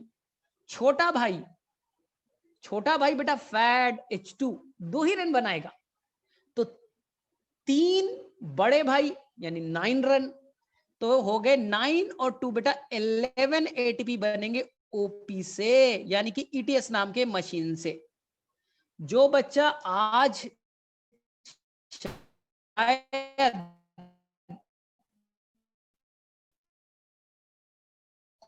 कुछ बच्चे नए हैं, तो बेटा मैं सलाह दे रहा हूं ट्यूशन क्लियर किए। उसमें 11 और 1 कितने हो गए बेटा? 12 एटीपी हो गए, खत्म कहानी। आपका बैलेंस शीट बेटा बन गया, बैलेंस शीट आपका तैयार है। जो बच्चे ने पिछली क्लास नहीं की है वो पुराने लेक्चर को रिकॉर्डेड फॉर्म में पढ़े हैं। मैंने बहुत अच्छे से स्टेप वाइज एक एक एटीपी बनने का तरीका, SLP, OP, metabolic water, direct water, ये सब कहानी बहुत डिटेल से पढ़ाई है, तो कोई भी कंफ्यूजन क्रिएट नहीं होगा। चलो ठीक है, तो मेरे में से यहां तक क्लियर है। किसी बच्चे को कोई डाउट? चलो हैंड रेज कर दो। हाँ सलोनी बोलो, क्वेश्चन बोलो अपना पहले फटाफट। हाँ सलोनी, हाँ आ तो गया, आप क्या कर रही? Hello sir. हाँ बोलो। सर एटीपी वाला बता दो, पी का 11 एटीपी कैसे? अरे ऑक्सीडेशन सर कितने बार 4 हुआ है? बार एनएडी हुआ ना? मारा थप्पड़ मार। 4 बार हुआ, 1 बार एसपीडीसी। अरे 4 बार ऑक्सीडेशन हुआ, 3 बार नेड से हुआ, कैसे? तो कितने एटीपी? 9। एक बार फैट से हुआ तो कितने एटीपी? 2। 9 और 2 तो कितने? 11। हो गए। और एक एसएलपी से हो गया 12 एटीपी, खत्म। ठीक है। चलो ठीक है, तो ये आपने पढ़ लिया। अब एनसीईआरटी का वर्ड है कि क्या रेस्पिरेशन एम्फीबोलिक है। एनसीईआरटी का टॉपिक निकाल लीजिए, अगर आपके पास एनसीईआरटी अवेलेबल है तो पेज नंबर बता दो थोड़ा। ठीक है, पेज नंबर बता दीजिए। एनसीईआरटी ने लिखा है क्या बेटा? एम्फीबोलिक है। एनसीईआरटी लिखा है बेटा एम्फीबोलिक पाथवे 235 पे, पेज नंबर 235 पे ये चीज गिवन है। पेज नंबर 235 पे ये चीज गिवन है। क्या रेस्पिरेशन एम्फीबोलिक पाथवे है? बोले सर यहां तो टूटता है सर, बनने की बात आप कैसे कर रहे हो? चलो पहले तोड़ के बताता हूं, चलो ध्यान से देखो। एनसीईआरटी का कुछ डिमेरिट भी बताऊंगा। देखिए, आप बेटा खाने में क्या यूज करते हो? बोले सर कार्बोहाइड्रेट। कार्बोहाइड्रेट अल्टीमेटली टूटता है और बनता है ग्लूकोज। बोले हाँ, यही तो पढ़ रहे इस चैप्टर में। और ग्लूकोज बेटा, ग्लूकोज 6 फॉस्फेट ये सब बनता है। बोले हाँ, याद करो। फिर मैं ग्लूकोज के कुछ स्टेप पे बेटा मैंने 2 चीज आपको बनाने के लिए भी बताया था बेटा। एक नाम था ढाप, अगर याद होगा तो, ढाप। और एक का नाम बताया था बेटा पागल, PGAL। जो बच्चे आज कर रहे होंगे उनको थोड़ी परेशानी होगी, ठीक है, बाकी बच्चे को कोई दिक्कत नहीं होगा। पागल, ढाप और पागल। पागल बेटा फिर से कन्वर्ट होते जाता है, कन्वर्ट होते जाता है और अल्टीमेटली कन्वर्ट होता है बेटा 2 मॉलिक्यूल ऑफ पायरुविक एसिड। बोले हाँ सर याद है, ये बेटा ग्लाइकोलिसिस का स्टेप हो गया। अब पायरुविक एसिड जाएगा लिंक रिएक्शन में और बनेगा 2 मॉलिक्यूल ऑफ एसिटाइल कोएंजाइम में, 2 मॉलिक्यूल ऑफ एसिटाइल कोएंजाइम में। बोले हाँ सर याद है, लिंक रिएक्शन के बाद बनते हैं एसिटाइल कोएंजाइम ए। फिर सर चलता है क्रेब्स साइकिल, एकदम करेक्ट है, एकदम करेक्ट है। फिर क्या चलता है? Krebs cycle. लेकिन ये कहानी तभी वैलिड है ना जब तुम कार्बोहाइड्रेट खा रहे हो। ये कहानी तो तभी वैलिड है जब तुम कार्बोहाइड्रेट खा रहे हो। अगर मान लो कि तुम बेटा फैट्स खा रहे हो तब क्या होगा? अगर मान लो तुम फैट्स खा रहे हो, लिपिड खा रहे हो, तब क्या होगा? ये बहुत अच्छा एक बार नीट में क्वेश्चन बनाया गया था, ध्यान से सुनिएगा। अगर तुमने फैट्स खाया तो टेंशन नहीं लेना है, फैट्स खाया है तो फैट्स टूटेगा। फैट्स यानी लिपिड, घी, डालडा, ठीक है, तेल। तो फैट्स जब टूटेगा तो वो बेटा बनेगा 2 चीज, एक का नाम होगा fatty acid. Fatty acid, fat 2 ही चीज से बना होता है, एक होता है फैटी एसिड और एक अल्कोहल वाला पार्ट होता है जो जनरली होता है बेटा ग्लिसरॉल। Glycerol, glycerol. हाँ मैंने उल्टे साइड लिख दिया, ज्यादा बेटर रहता, मैं उस साइड बनाता तो ज्यादा बेटर रहता। चलो कोई नहीं, इतना तो तुम लोगों को समझ में आ ही जाएगा। ग्लिसरॉल, ठीक है, ग्लिसरॉल। बोले ठीक है सर। जो ग्लिसरॉल है बच्चा वो टूटने के बाद में कन्वर्ट हो जाएगा ढाप में। ग्लिसरॉल किस में कन्वर्ट हो जाएगा? ढाप में। और ढाप बच्चा किस में कन्वर्ट हो जाएगा? पागल में। तो डायरेक्टली एक तरह से ग्लिसरॉल पागल में कन्वर्ट हो रहा है। एनसीईआरटी में देखिएगा बच्चा जो लाइन बनाया गया है, तो जो ग्लिसरॉल है वो धीरे धीरे टूटेगा और ढाप में कन्वर्ट होगा, ढाप कन्वर्ट होगा पागल में, और पागल से आगे की कहानी बढ़ जाएगी। बोले ठीक। सर फैटी एसिड का क्या होगा? तो फैटी एसिड एक जाता है प्रोसेस में जिसका नाम है बीटा ऑक्सीडेशन। याद रखिएगा एनसीईआरटी में नहीं है लेकिन आपके मॉड्यूल में है बीटा ऑक्सीडेशन। बीटा ऑक्सीडेशन से जो फैटी एसिड टूटता है वो टूट करके बनेगा एसिटाइल कोएंजाइम ए। तो अगर तुमने गलती से लिपिड खा लिया तो लिपिड में क्या है? Fatty acid, glycerol. Fatty acid convert हो जाएगा एसिटाइल कोएंजाइम ए में, ठीक। और ग्लिसरॉल कन्वर्ट हो जाएगा ढाप में, ढाप से बन जाएगा पागल। आगे कहानी लीड होगी। सर हम प्रोटीन खाएंगे तो, बात सही है, तुम्हारी मर्जी जो खाना है। तो अगर सर हम प्रोटीन खाएंगे तो क्या होगा सर? ये चलो बेटा, प्रोटीन खाओगे बच्चा तो तुम्हारे अंदर में एंजाइम है प्रोटीएज एंजाइम है, वो प्रोटीन को तोड़ेगा और कन्वर्ट करेगा एमाइनो एसिड में। किसमें कन्वर्ट करेगा बेटा? एमाइनो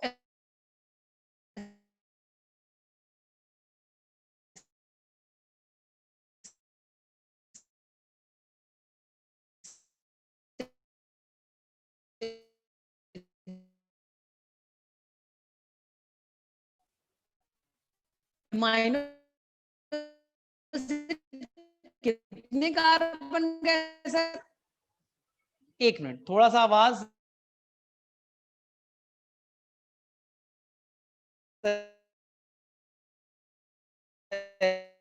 लैग करे। 1 मिनट, क्योंकि एनसीईआरटी में थोड़ा सा गलतियां हैं, ठीक है। आवाज लैग किया है। हाँ रिपीट कर रहा हूं, मैं रिपीट कर रहा हूं, टेंशन मत लो। अबे रिपीट कर रहा हूं सलोनी, ठीक है। अगर आपने गलती से प्रोटीन खा लिया तो प्रोटीन को पहले एंजाइम तोड़ेगा और वो बन जाएंगे एमाइनो एसिड। प्रोटीन से क्या बनेगा? Amino acid. बोले ठीक। सर 20 तरह के एमाइनो एसिड होते हैं, एकदम करेक्ट।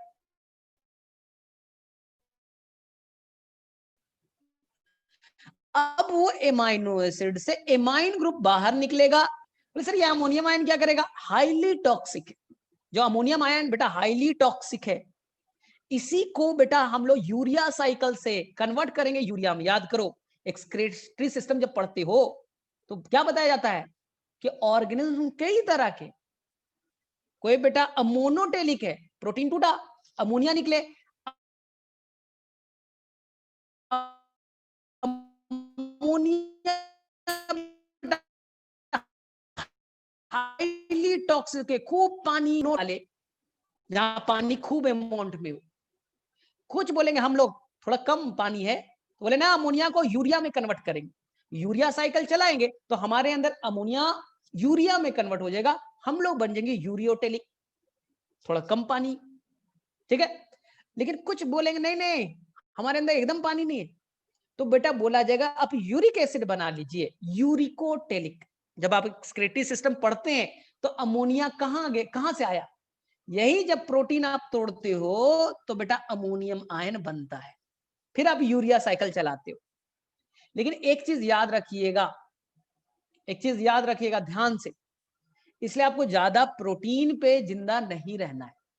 अब बेटा कार्बोहाइड्रेट खाओ ना मस्त होकर के, जिस दिन कार्बोहाइड्रेट फैट्स खत्म हो जाएगा तब आपका बॉडी प्रोटीन को डाइजेस्ट करना स्टार्ट करेगा।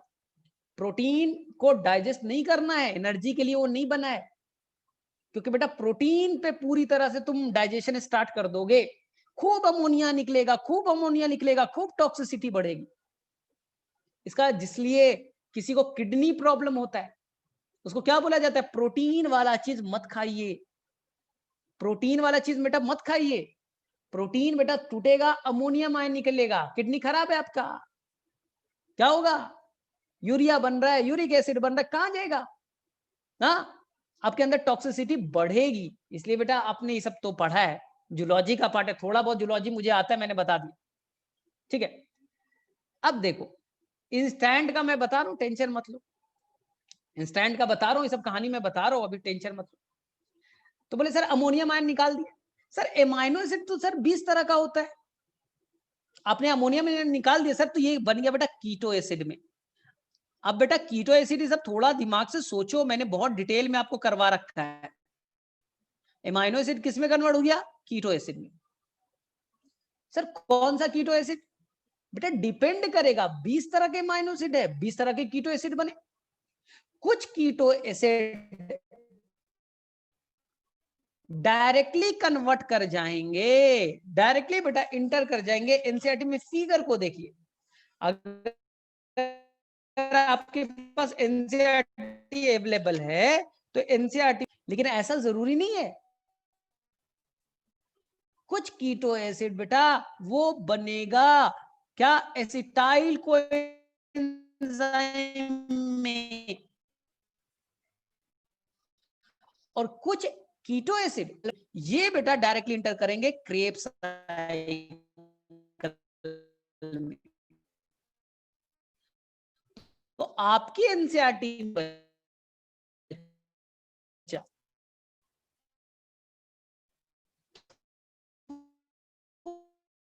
थोड़ा सा लैकिंग पॉइंट है कि कीटो एसिड किसमें कन्वर्ट हुआ? पायरुविक एसिड में।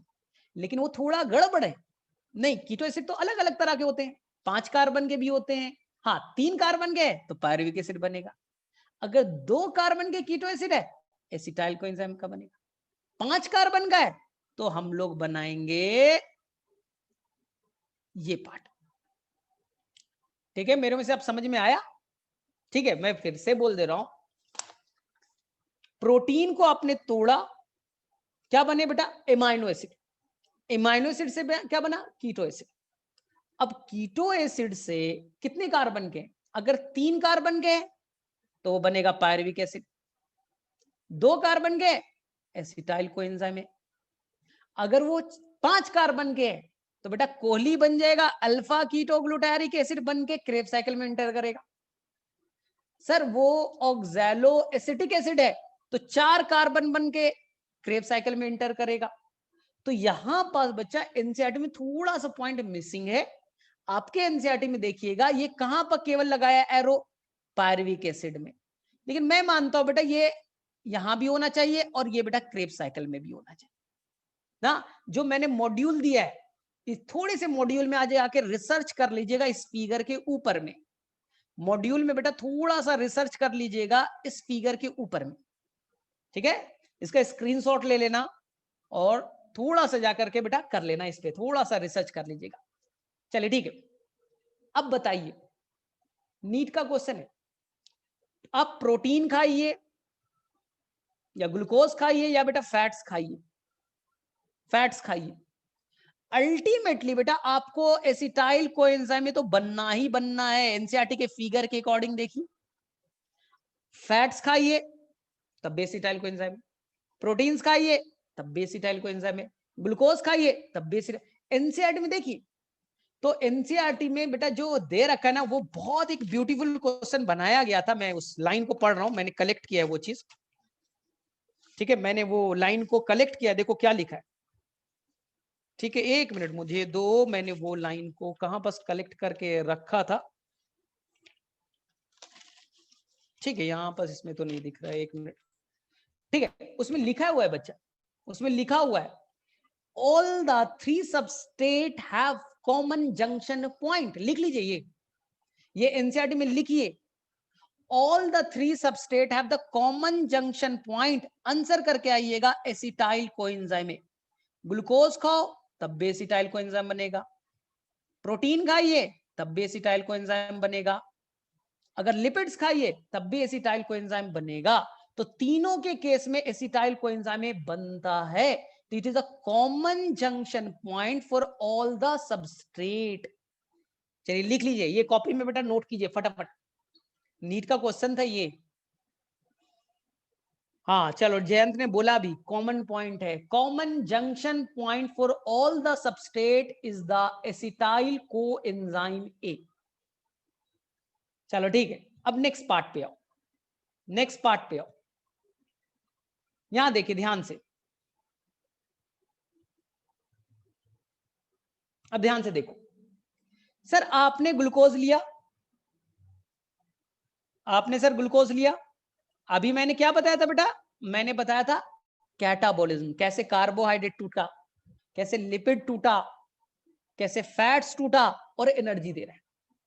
अब उल्टी कहानी पढ़ा रहा हूं। ग्लूकोज से बने पायरुविक एसिड, बोले ठीक है sir 2 molecule of pyruvic acid, कोई टेंशन नहीं है, ठीक। अब पायरुविक एसिड से बना एसिटाइल कोएंजाइम, एसिटाइल कोएंजाइम, बोले सर ठीक है कोई प्रॉब्लम नहीं सर, नो इशू, पढ़ा हुआ है। चलो, एसिटाइल कोएंजाइम में अब जाएगा क्रेब साइकिल में। क्रेब साइकिल 10 कार्बन का प्रोडक्ट, याद कीजिए बेटा, cricket council of India is okay with Kohli, Sachin, Sehwag, fantastic, Mahendra Singh, ओनी। बोले हाँ याद है। अब कहानी को अच्छे से समझना ध्यान से।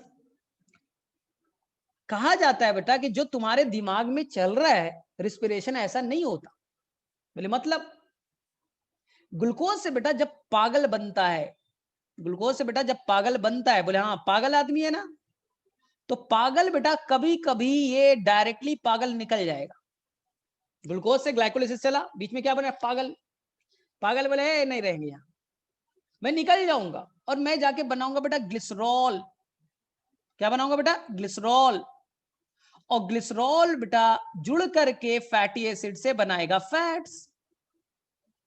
तो देखिए ना, जो आपका इंटरमीडिएट प्रोडक्ट है ग्लाइकोलिसिस का, वो निकला, ग्लाइकोलिसिस को छोड़ दिया और बेटा एक हेवी बड़ा सब्सटेंस फैट्स को बनाने में इन्वॉल्व हो गया। तो क्या बेटा ये एनाबॉलिज्म नहीं हुआ? क्या ये एनाबॉलिज्म नहीं दिख रहा है? ग्लाइकोलिसिस का इंटरमीडिएट प्रोडक्ट फैट्स बना रहा है, एनाबॉलिज्म। बोले ठीक। एसिटाइल कोएंजाइम को देखिए, ये बच्चा बड़ा इंपॉर्टेंट है। सर क्या? ये बेटा फैटी एसिड बनाएगा और फैटी एसिड से बनेंगे फैट्स। तो क्या बच्चा ये एनाबॉलिज्म नहीं है? क्या रेस्पिरेशन के इंटरमीडिएट प्रोडक्ट क्या एनाबॉलिज्म नहीं कर रहे? बोले एकदम कर रहे हैं। एसिटाइल कोएंजाइम में इन्वॉल्व हो जाएगा बनाने में जिब्रेलिक एसिड नाम का हार्मोन, एनसीईआरटी में लिखा है। एसिटाइल कोएंजाइम जो है वो बेटा जिब्रेलिक एसिड नाम का प्लांट हार्मोन बनाता है, ठीक है। ये बेटा मॉड्यूल में गिवन है। कभी कभी बेटा ये कैरोटीनॉइड्स बनाएगा, कैरोटीनॉइड्स बनाएगा। तो क्या बेटा ये कैरोटीनॉइड जिब्रेलिक एसिड कोई बड़े सब्सटेंस नहीं है? तो इसे क्या कहेंगे? This is known as the anabolism. बोले ठीक। क्रेब साइकिल को देखिए, जो बेटा कोहली है, कोहली में बेटा एक केवल एमाइन ग्रुप डाल दोगे ना, याद करो रिडक्टिव एमिनेशन वापस से, आपने बेटा यहां एमाइन ग्रुप जबरदस्ती डाल दो कोहली में, बेटा ये कन्वर्ट होकर के बन जाएगा ग्लूटामिक एसिड, और ग्लूटामिक एसिड बेटा बन जाएगा प्रोटीन में। ग्लूटामिक एसिड किस में बन गया? प्रोटीन। तो क्या क्रेब साइकिल के इंटरमीडिएट प्रोडक्ट कोई बेटा बड़े सबस्ट्रेट का फॉर्मेशन नहीं कर रहा है? क्या एनाबॉलिज्म नहीं कर रहा है, प्रोटीन बना रहा है। इसी तरह से जो बच्चा आपका सक्सिनाइल कोएंजाइम में है, वो बेटा क्लोरोफिल बनाता है। समझो बेटा, क्लोरोफिल C55 H72 कितना हेवी पिगमेंट, कितना बड़ा सब्सटेंस बना रहा है। सक्सिनाइल कोएंजाइम छोटू 2 कार्बन का, नहीं 4 कार्बन का क्लोरोफिल बना रहा है। आपको बेटा पढ़ाऊंगा मैं, साइटोक्रोम होता है ईटीएस में, वो बनाता है। फोटो पीरियड्स में मैं बताऊंगा, कुछ बेटा फाइटोक्रोम होते हैं, फाइटोक्रोम होता है जो फ्लावरिंग को हेल्प करता है, उसे कौन बनाता है? सक्सिनाइल कोएंजाइम है। तो क्या बच्चा आपको एनाबोलिज्म नहीं दिख रहा है? बोले दिख रहा है। जो बेटा आपको ऑक्सैलो एसिटिक एसिड दिख रहा है, मेन सी ओनी वाला, वो बच्चा आपका बनाता है, हाँ, वो बच्चा बनाता है स्पार्टिक एसिड। स्पार्टिक एसिड, और स्पार्टिक एसिड एक बार बन गया तो वो एक प्रोटीन में इन्वॉल्व हो जाएगा। तो क्या बेटा आपको एनाबोलिज्म नहीं दिख रहा है? पहले वाले स्लाइड को देखिए, पहले वाले स्लाइड को देखिए, यहां आपको कैटाबोलिज्म दिख रहा होगा। फैट्स टूट रहा है, कार्बोहाइड्रेट टूट रहे हैं, प्रोटीन्स टूट रहा है, कैटाबोलिज्म। अब देखिए सेकंड वाले को, रेस्पिरेशन के दौरान जो इंटरमीडिएट प्रोडक्ट है वो बेटा एनाबोलिज्म में जा रहे हैं। इसलिए एनसीईआरटी में बेटा एक पेज लगाया है ना, 235 और 234 एंड 235 पेज नंबर। बेटा 2 पेज लगाने का मतलब क्या है? वो आप लोग छोड़ देते, ये तो लगता है केवल थ्योरिटिकल पार्ट है, तो छोड़ना नहीं चाहिए। एनसीईआरटी का हर लाइन इज इंपॉर्टेंट ना, it is equivalent to 1 question, याद रखोगे। तो ये हो गया बेटा ये एम्फीबोलिक। एम्फीबोलिक आ गया समझ में? ठीक है। अब कुछ बच्चों ने बोला क्लियर है सभी को? पहले बेटा हैंड रेस कर दो, मैं रिस्क नहीं लेता, ठीक है। बाकी बच्चों को तो सब याद है, मालूम है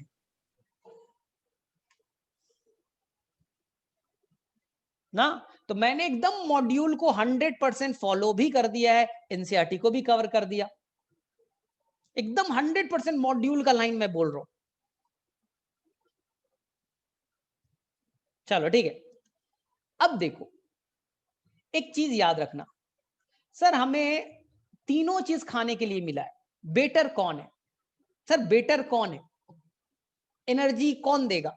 ध्यान से सुनिएगा, आपको रिस्पिरेशन करना है बेटा, सबसे पहले आप जोर दीजिएगा कार्बोहाइड्रेट को। कार्बोहाइड्रेट का ही काम है एनर्जी देना, सबसे पहले कार्बोहाइड्रेट ही टूटता है। जब बॉडी में कार्बोहाइड्रेट का लेवल घट जाएगा तो जो आपका स्टोर्ड फॉर्म का फैट्स था वो आएगा एनर्जी देने के लिए। तो सबसे पहले आएगा कार्बोहाइड्रेट, ठीक।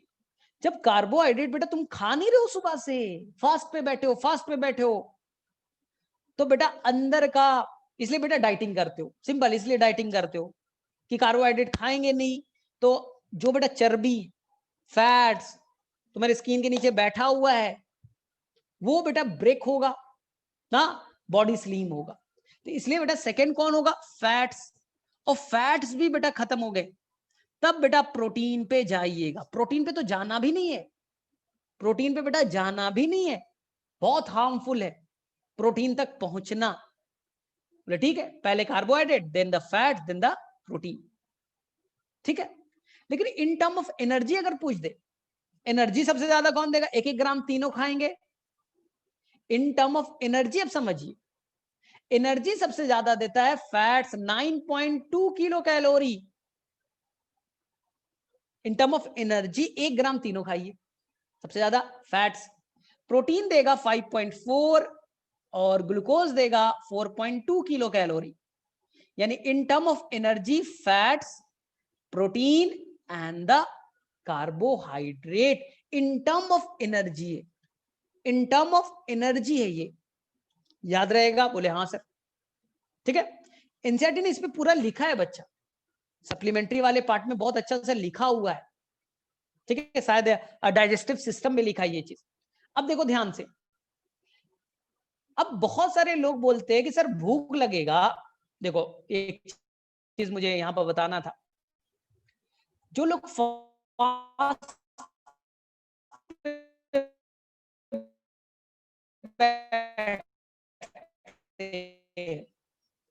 एक दिन होता है सिलेक्ट करेगा। हाँ हाँ आवाज ब्रेक कर रहा है, रुको। हाँ अब बोल रहा हूं, वापस से रिपीट कर रहा हूं, वापस से रिपीट कर रहा हूं। जयंत का कहना है सर प्रोटीन नहीं खाना चाहिए। अरे बेटा प्रोटीन तुम्हारा बॉडी स्ट्रक्चर बनाएगा, हीमोग्लोबिन बनाएगा, कोलाजिन बनाएगा, एंजाइम्स बनाएगा, तो प्रोटीन खाना चाहिए प्रोटीन बेटा का काम है बॉडी स्ट्रक्चर बनाना, उसका काम एनर्जी देना नहीं है। लेकिन तुम जबरदस्ती बोले एनर्जी ही लेंगे, एनर्जी ही लेंगे, तब प्रॉब्लम क्रिएट होगा ना। तो आप इसलिए बचपन में नहीं पढ़ते थे, ज्यादा अमाउंट में रोटी खाओ, रोटी ज्यादा खाओ, कार्बोहाइड्रेट ज्यादा लो, प्रोटीन कम लो। ऐसा बेटा प्रोटीन मारे हैं, प्रोटीन मारे, कार्बोहाइड्रेट ही नहीं ले रहे। अब देखिए कोई आदमी बेटा फास्ट पे बैठा है, कोई आदमी बेटा फास्ट पे बैठा है, तो आप कभी भी उसे बेटा जैसे ही फास्ट तोड़ता है तो उसे आप बेटा बिरयानी नहीं दे देते, उसे बेटा आप पिज्जा नहीं दे देते। या बहुत सारे लोग बेटा रमजान के टाइम में फास्ट रखते हैं ना, तो जैसे ही फास्ट को ब्रेक करते थे भाई मारे हुए एकदम पिज्जा मारे हुए, बिरयानी मारे हुए हैं, और बोले और वीकनेस हो गया है खाने के बाद। यही होता है बेटा, मारे हुए एकदम दनादन, और उसके बाद बोल रहे कि और बेटा वीकनेस हो रहा है, एकदम वीकनेस होगा। फास्ट के बाद में जैसे ही बेटा बहुत देर से आप फास्ट पे बैठे हो और अचानक से आप हेवी फूड खाइएगा, तो बेटा आपका एनर्जी और डाउन हो जाएगा। बोले सर क्यों? एक तो बॉडी में एनर्जी था नहीं, एटीपी था नहीं, और एटीपी सबसे ज्यादा ब्रेन को चाहिए, ब्रेन काम करना बंद कर देता है। इसलिए बोलते हैं भूखे हैं, कुछ समझ ही में नहीं आया, एग्जाम देने गए थे और हम खाए नहीं थे सुबह में, इसलिए एग्जाम का पेपर खराब चला गया। ठीक है, बहुत सारे एक्सक्यूज होता है आजकल तो ना, चलो ये भी एक्सक्यूज अच्छा है। फास्ट के बाद में जैसे ही खाओगे, पिज्जा खा लिया, बिरयानी खा लिया, तो बेटा ये डाइजेस्ट होगा, और डाइजेशन में भी तो एनर्जी खर्च होगा। तो जो छोटा मोटा एनर्जी बेटा बचा हुआ था, वो तो बेटा आपके डाइजेशन में, एब्जॉर्प्शन में आपने खर्च कर लिया, और एनर्जी का लेवल घट गया। तो बेटा बोल रहे एकदम वीकनेस लग रहा है, इससे अच्छा तो हम जब तक फास्ट में थे तब तक ठीक था। अब उल्टा समझो, जो फास्ट पे बैठे बेटा सबसे अच्छा है, उनको दो नींबू पानी। बोले क्यों नींबू पानी क्यों? नींबू पानी में सिट्रिक एसिड, नींबू पानी में क्या है? Citric acid. बोले ठीक, सिट्रिक एसिड क्या करेगा सर? बेटा सिट्रिक एसिड को कुछ नहीं करना है, वो बेटा डायरेक्टली क्रेब्स साइकिल में एंटर कर जाएगा। तुम्हें बेटा कोई ग्लाइकोलिसिस नहीं करना, लिंक रिएक्शन नहीं करना, डायरेक्टली सिट्रिक एसिड बेटा कहां एंटर मार देगा? क्रेब्स साइकिल में। और डायरेक्टली क्रेब्स साइकिल में एंटर मारेगा तो एनर्जी तो जल्दी मिलेगा। इसलिए आप देखते हो बेटा ग्लूकोज के जगह लोग बेटा नींबू पानी प्रेफर करते। हाँ ग्लूकोज में भी मिलेगा, मिलेगा बेटा, लेकिन तुरंत एनर्जी नहीं मिलेगा। ग्लूकोज लेते तो पहले ग्लाइकोलिसिस, फिर लिंक रिएक्शन, फिर क्रेब्स साइकिल। और तुमने तो बेटा डायरेक्टली कहां एंटर मार दिया? तुमने डायरेक्टली मार दिया क्रेब्स साइकिल के inter. Citric acid directly inter करेगा, एनर्जी जल्दी दे देगा, कम दे ठीक है लेकिन जल्दी तो मिलेगा। इसलिए कभी भी फास्ट के बाद हेवी चीज नहीं खाई। ग्लूकोज ले लीजिए, ग्लूकोज जाएगा बेटा जल्द से जल्द एनर्जी तो देगा। तो मार बिरयानी मारे, चिकन मारे हुए, मटन मारे हुए, मालूम पड़ा बेटा डाइजेस्ट होने में 3 घंटा और लगेगा, तो 3 घंटा बैठे हुए रहो और रोते रहो। चलो ठीक है, तो मेरे में से यहां तक क्लियर है, मेरे में से कोई दिक्कत नहीं है आज की क्लास में, मेरे में से कोई भी इशू नहीं होना चाहिए। तो चलो 10 क्वेश्चन मैं पूछ करके आज की क्लास को एंड करता हूं। 10 के चलो फटाफट, चलो फटाफट मैं 10 क्वेश्चन पूछ लेता हूं और आज के क्लास को एंड करता हूं। चलो फटाफट, चलो give me the 3 name of the Krebs cycle. Krebs cycle के 3 और अल्टरनेट नाम कौन कौन से हैं? Give me the 3 alternate name of the Krebs cycle. Give me the 3 alternate name of the Krebs cycle.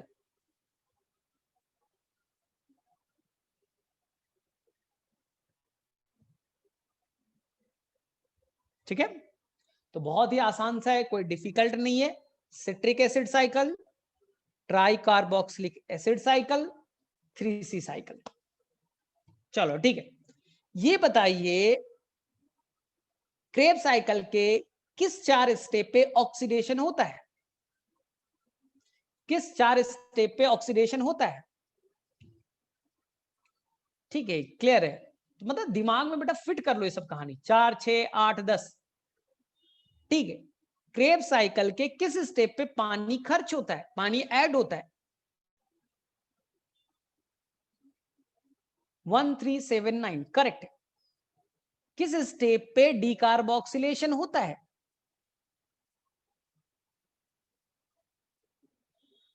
5 और 6 होगा, कोहली से पहले और कोहली के बाद।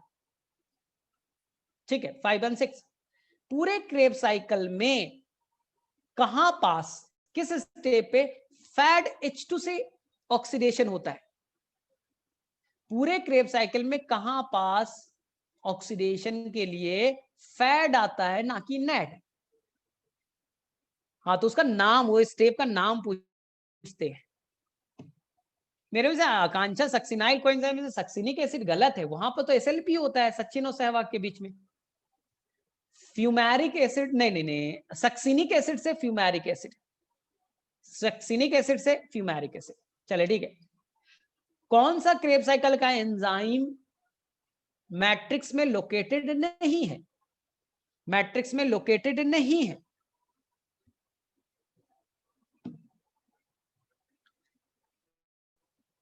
ठीक है, तो आंसर है बेटा सक्सिनेट डिहाइड्रोजिनेस, वो मैट्रिक्स में लोकेटेड नहीं है। चलो क्लियर है, क्लियर है बेटा। कौन सा क्रेब साइकिल का है बेटा जो 5 कार्बन का है? 5 कार्बन का है। ठीक है, next question, next question, who is the common junction point of all the 3 substrate?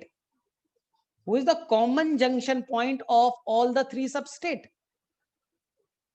Answer clear है, एसिटाइल कोएंजाइम ए। ठीक है, ये मुझे बताइए सक्सिनाइल कोएंजाइम ए से ना कौन बेटा बड़े प्रोडक्ट बन सकते हैं? सक्सिनाइल कोएंजाइम ए से अगर हम एनाबॉलिज्म कराना चाहे तो कौन से बड़े प्रोडक्ट बन सकते हैं? ठीक है, तो क्लियर है, chlorophyll, cytochrome, phytochrome. Acetyl coenzyme से क्या बन सकता है? एसिटाइल कोएंजाइम से क्या बन सकता है? जिब्रालिक एसिड। ठीक है, करेक्ट है। और कैरेटिनॉइड्स, करेक्ट करेक्ट है। और fatty acid, correct. Alpha ketoglutaric acid क्या बनाने में काम आता है? अल्फा कीटोग्लूटारिक एसिड, ए हसनैन, अल्फा कीटोग्लूटामिक, अरे नाम ही लिखा है, glutaric, glutamic acid, oxaloacetic acid, स्पार्टिक acid. ठीक है, तो याद रखिए, वही रिडक्टिव एमिनेशन बताया तो था ना, वही वाला प्रोसेस है। ठीक है, चलो करेक्ट है। एक चीज याद रखना, एक चीज याद रखना मेरे साइड से, थोड़े से तुम जब क्वेश्चंस बनाते हो ना मॉड्यूल से, तो वहां पर कभी कभी ये क्वेश्चन आता है, रेस्पिरेशन 2 तरह के, एक का नाम है फ्लोटिंग रेस्पिरेशन, फ्लोटिंग रेस्पिरेशन, और एक का नाम है प्रोटोप्लाज्मिक रेस्पिरेशन। बोले ये क्या चक्कर है? ध्यान से देखो, on the basis of substrate, अगर बेटा आप प्रोटीन यूज करोगे, पी से प्रोटोप्लाज्मिक, अगर आप सबस्ट्रेट प्रोटीन यूज करेंगे, प्रोटीन को तोड़िएगा, तो ये प्रोटोप्लाज्मिक रेस्पिरेशन कहलाएगा ना। और अगर आप फैट्स या कार्बोहाइड्रेट को एज ए सबस्ट्रेट यूज कीजिएगा, तो ये आपका फ्लोटिंग रेस्पिरेशन कहलाता है। तो respiration on the basis of substrate 2 तरह के। ठीक है, ये चीज याद रखिएगा, बाकी आपको सारे क्वेश्चंस बन जाएंगे। ठीक है, कुछ बच्चों को यहाँ पर प्रॉब्लम होता है कि सर ये जब हम लोग पढ़ते हैं सर ग्लूकोज और ये सब, सर यहाँ पर NADH को कुछ और वर्ड यूज करते हैं कि 2 NAD+ आया और यहां बन गए 2 मॉलिक्यूल ऑफ NADH। तो कभी कभी बुक में, जैसे आकांक्षा ने पूछा था, इसे कहते बेटा इक्विवेलेंट ऑफ 2 रिडॉक्स, क्या ऐसे ही था आकांक्षा का कुछ क्वेश्चन था ऐसे ही, इक्विवेलेंट टू 2 रिडॉक्स पोटेंशियल, यानी कि इलेक्ट्रॉन का निकलने को कभी कभी क्वेश्चन के फॉर्म में ये NAD को जो यूज करते, तो वहां पर रिडॉक्स पोटेंशियल के टर्म में ऐसे करके लिखेगा, तो समझ जाना ओ NAD की बात करे। जैसे पूछेगा क्रेब साइकिल में कितने बार रिडॉक्स पोटेंशियल वाला हुआ, इक्विवेलेंट टू रिडॉक्स, तो आपका बोलेगा ओ ये ऑक्सीडेशन की बात कर रहा है, तो 4 बार हुआ। तो याद रखिएगा, इतना इनफ है। अगले क्लास में छोटा छोटा पॉइंट्स बचा है, और सबसे इंपॉर्टेंट आपका ETS बचा हुआ है, जो हम लोग अगले क्लास में आराम से, एकदम आराम से ETS पे एकदम फोकस होकर के पढ़ाई करेंगे। हाँ, आकांक्षा ने क्या बोला? ठीक है, हाँ, रिडॉक्स इक्विवेलेंट, हाँ ये वर्ड यूज करे बेटा, रिडॉक्स इक्विवेलेंट। तो उसमें टेंशन नहीं लीजिएगा, वो कहने की कोशिश कर रहा है ऑक्सीडेशन कितनी बार हुआ। चलो ठीक है, तो मेरे में से सभी को आज की क्लास एकदम 100% समझ में आ गई, कोई डिफिकल्ट नहीं। रिस्पिरेशन कोई डिफिकल्ट नहीं है, जो इतना तुम लोग बना के रखे हो ना रिस्पिरेशन, ये टफ वो टफ, मैंने एकदम डिटेल से पढ़ाया है कि बच्चों भी बना लो, रिकॉर्डेड भी है कि जिसको अगर नहीं मिला, शायद एक दो हैं जिन्होंने पिछली क्लास नहीं किया था रेस्पिरेशन का, वो जाइएगा यूट्यूब पे, सारे लेक्चर्स होंगे, आराम से कर लेना। ठीक है, तो अगले क्लास में हम लोग कंप्लीट कर लेंगे रेस्पिरेशन में, कुछ नहीं बचा है, ईटीएस करेंगे, फिर थोड़ा सा एनारोबिक ये सब हम लोग करा लेंगे। ठीक है, तो आसानी से हो जाएगा, टेंशन मत लीजिए। चलो ठीक है फिर, ठीक है, बाय बाय।